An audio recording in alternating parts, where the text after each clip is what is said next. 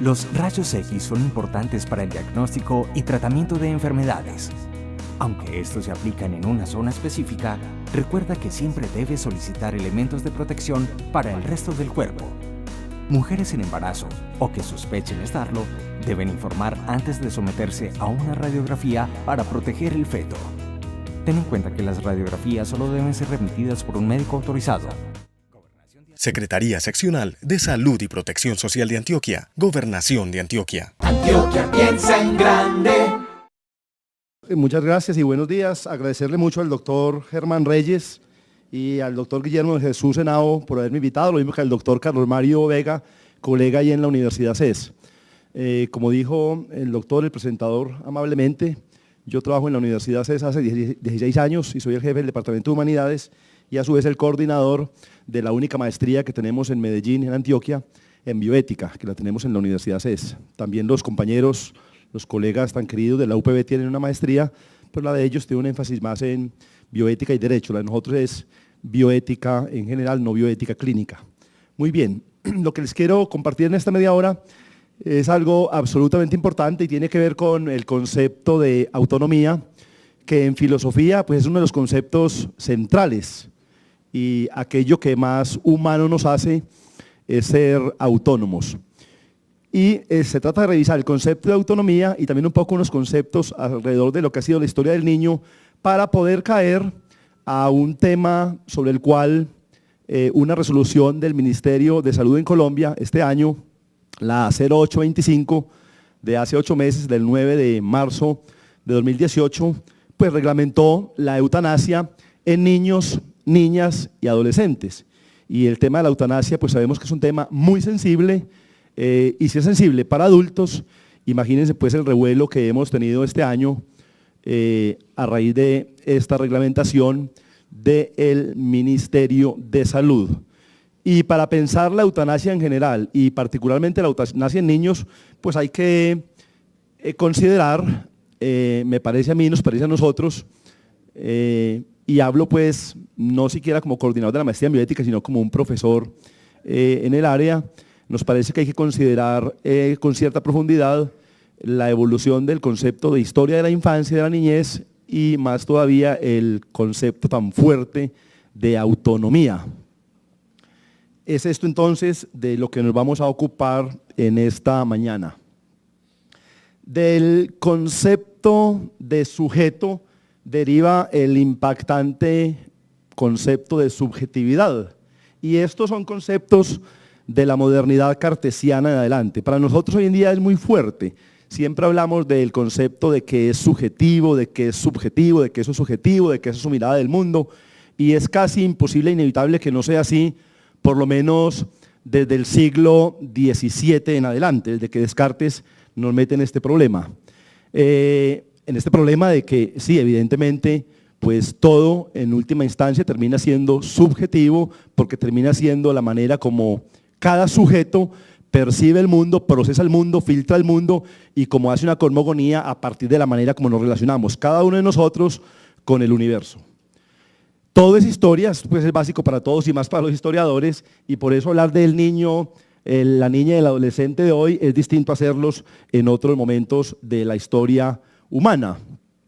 Desde que el historiador francés Philippe Ariès escribió este libro, El niño y la vida familiar en el antiguo régimen, empezamos a entender una cosa que no siempre ha sido clara, y es que niños como tal, pues no siempre han existido, o sea, de carne y hueso sí, pues niños por ahí andando, caminando, jugando, pues siempre han existido, pero ese concepto histórico, ese concepto sociológico y filosófico de niñez, esa categoría de infancia, eso es absolutamente reciente en la historia occidental, es un concepto de la modernidad.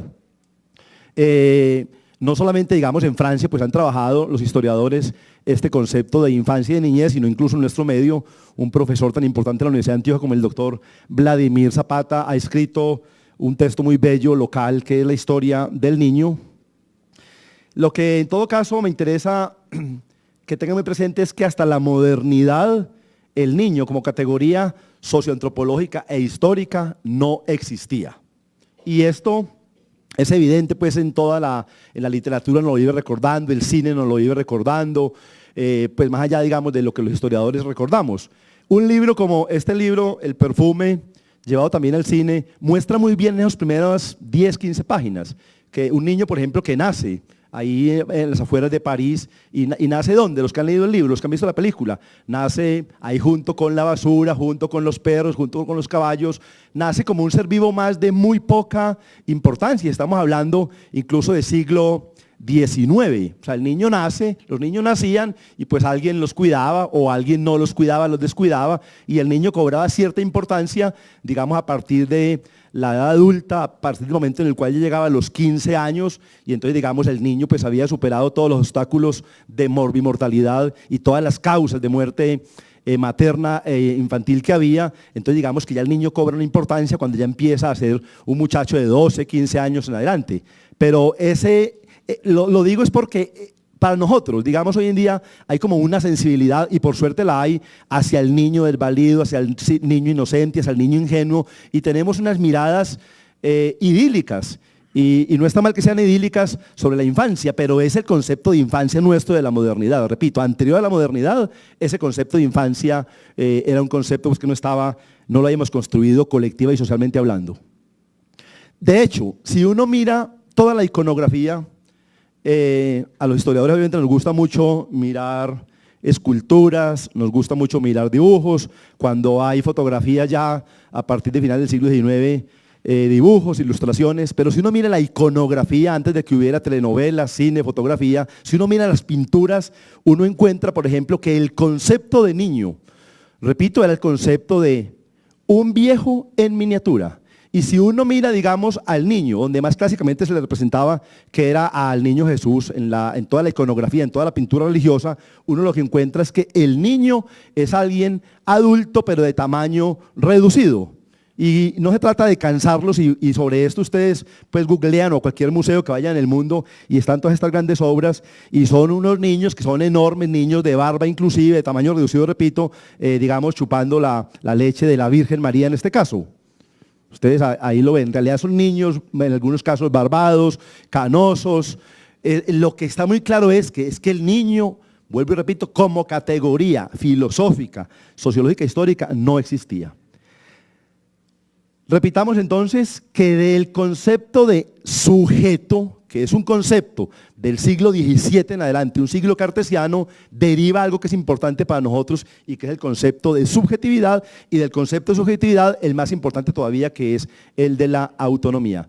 Uno a veces repara poco en la vida cotidiana en esto, pero ser autónomo, que en buena parte significa ser libre, es no solamente el mayor distintivo de los seres humanos con respecto a los demás seres vivos, sino que digamos es el máximo de alcance y el máximo de madurez posible a que puede llegar un ser humano, a la autonomía. Y la autonomía es pues poder decidir por uno a cada momento en la cotidianidad o en momentos de acontecimientos importantes qué es lo que uno como sujeto quiere y desea hacer.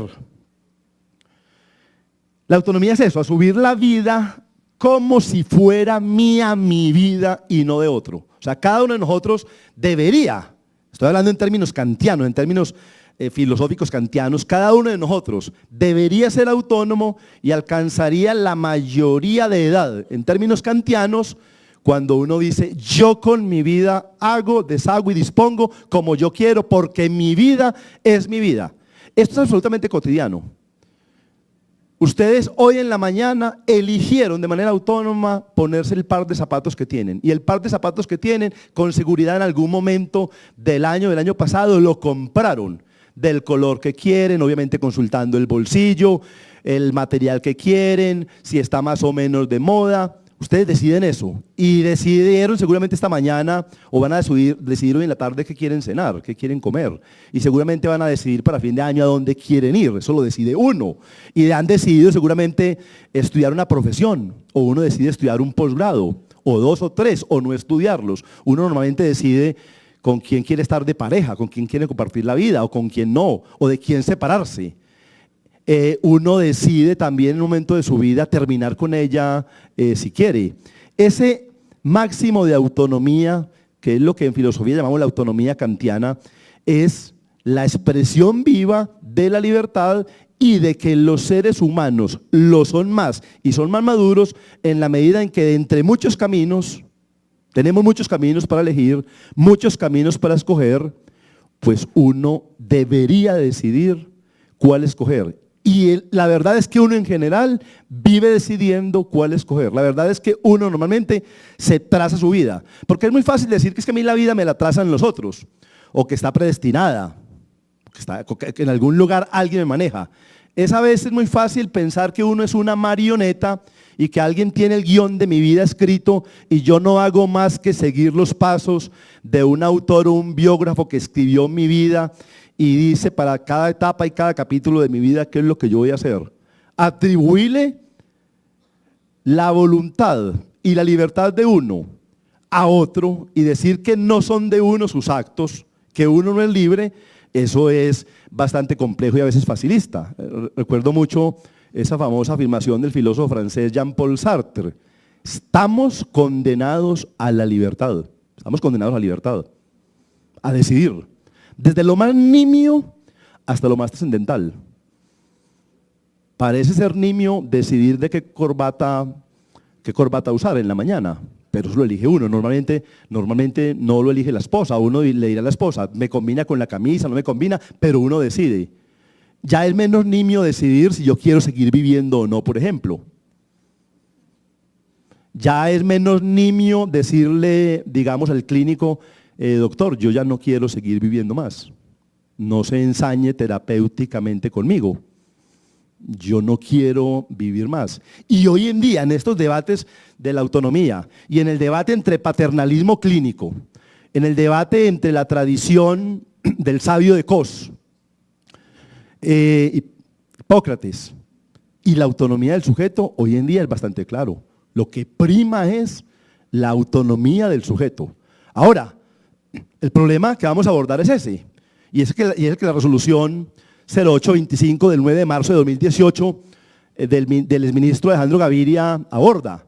Bueno, ¿y cuándo uno puede considerarse autónomo?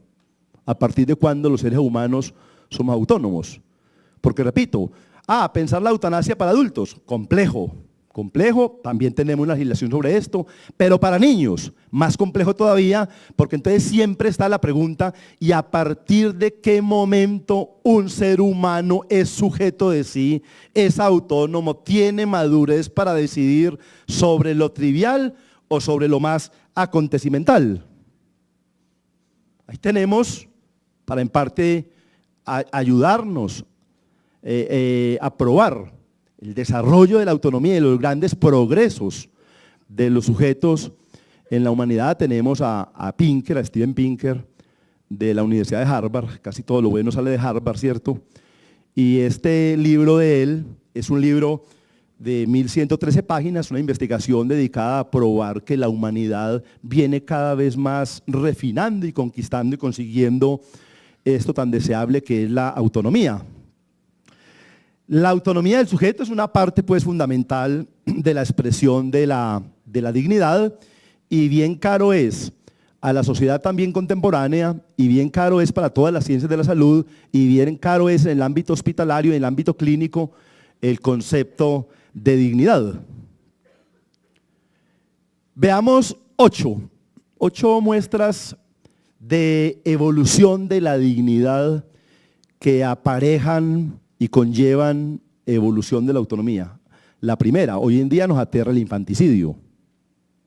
El infanticidio, que ha sido de común ocurrencia, común práctica en ciertos momentos de la historia humana, hoy en día nos aterra. Los castigos físicos como sanciones disciplinares.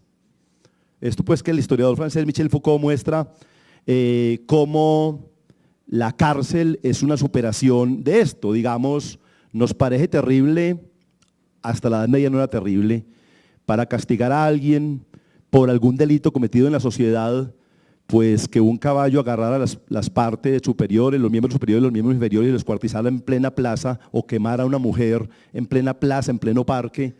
La superación de eso, la evolución a los castigos físicos como sanciones disciplinarias, y no más bien llevar todo esto a la cárcel, también muy cuestionado hoy en día en el ámbito de la filosofía, eso lo consideramos como una evolución de la autonomía y de la dignidad humana. El surgimiento del concepto de infancia, que digo que es un concepto absolutamente reciente, la abolición de la esclavitud, también absolutamente reciente. Es que en Medellín hace 130 años había esclavos y las familias más adineradas de Medellín tenían como parte del mobiliario, como parte de la servidumbre, y junto con los caballos, sumaban con los caballos y las vacas y los perros y los gatos, sumaban los esclavos. Medellín, hace 130 años.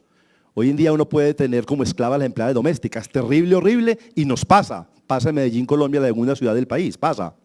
Pero algo va de tener una esclava a tener una empleada doméstica, algo va. Hay unos matices y unas variaciones importantes para ella como sujeto. La autonomía de la mujer. Hablar de que es que una mujer también puede decidir y escoger lo que quiera, incluidos sus hijos o no tenerlos o cuánto, a qué edad, el marido, estudiar. Autonomía de la mujer, es una conquista, eso es del siglo, eso acabó de pasar antier, eso es del siglo XX. La autonomía del niño, niña, adolescente. El surgimiento del concepto de feminicidio.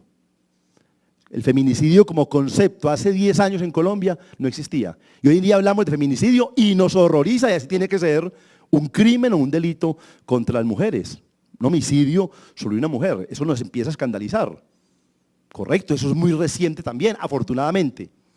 Y los animales no humanos que empiezan a ser considerados como sujetos de derechos en el mundo en general a partir del año 60-70 con los trabajos del profesor, del filósofo Peter Singer, y que hacen que hoy en día, digamos, nos horroricemos y reclamemos y nos pongamos molestos si vemos a alguien golpear una gallina, darle una patada a un perro, a un gato, estas cosas que todos los días vemos en la prensa, que vemos en los medios de comunicación y que nos horrorizan y que hacen que reaccionemos. Eso va mostrando desde la perspectiva de Steven Pinker de que sí estamos avanzando, sí hay progresos éticos y morales, si hay progresos espirituales en la humanidad. El nombre del libro de Pinker es muy hermoso, Los ángeles que llevamos dentro, el declive de la violencia y sus implicaciones. Ahora, el debate ha sido y viene siendo siempre en el fondo, el debate entre autonomía versus heteronomía, que es también el debate entre, guardadas las proporciones, pero tiene que ver con esto, entre conservadurismo y liberalismo. Y el debate es también entre autodeterminación versus determinación. Lo que les digo, alguien debe decidir por mí, qué tiene que decidir por mí, hasta cuándo tiene que decidir por mí, o en qué momentos tiene que decidir por mí. O las decisiones del sujeto serán siempre del sujeto. ¿Y cuáles son las condiciones para ser autónomo? Anunciaba hace unos minutos. ¿Y cómo saber si alguien es o no autónomo? Esto no se hace pues con una lista de chequeo. Esto no es pues en una cabina de avión como se decide, como lo hace el piloto y el copiloto. Esto no es con lista de chequeo. Esto es complejo.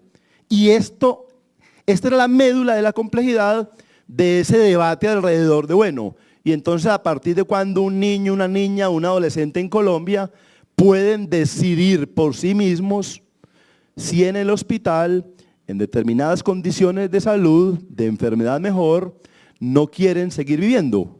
Este es el meollo del asunto y no basta una lista de chequeos. ¿Quién decide? ¿Cómo se decide que alguien es maduro autónomo? Esto es siempre una microfísica de poderes.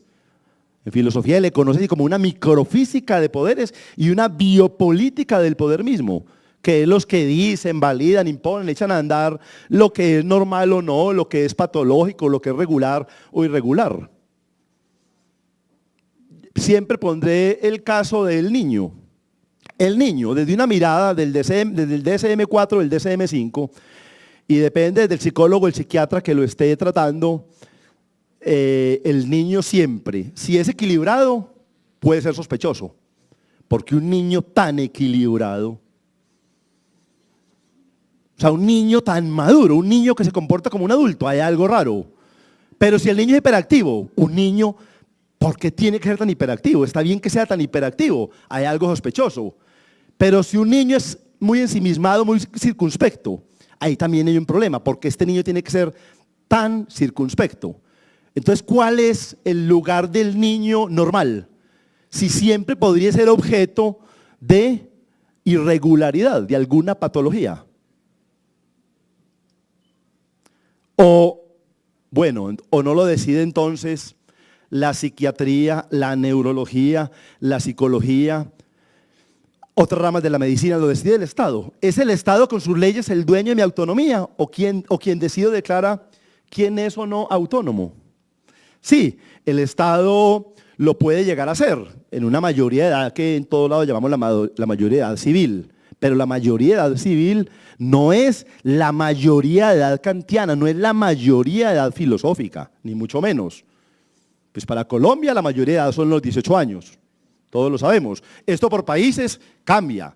Y justamente parte de la dificultad es que esa definición de mayoría de edad civil tiene un montón de inconvenientes, porque entonces sabemos que el Código del Menor aplica hasta que tenga 17 años y 364 días y 11 horas y 59 minutos. Y ya cuando cumple un segundo después de los 18, ya es mayor de edad, entonces ya es imputable o inimputable entonces ya no va a comisaría de familia, ya.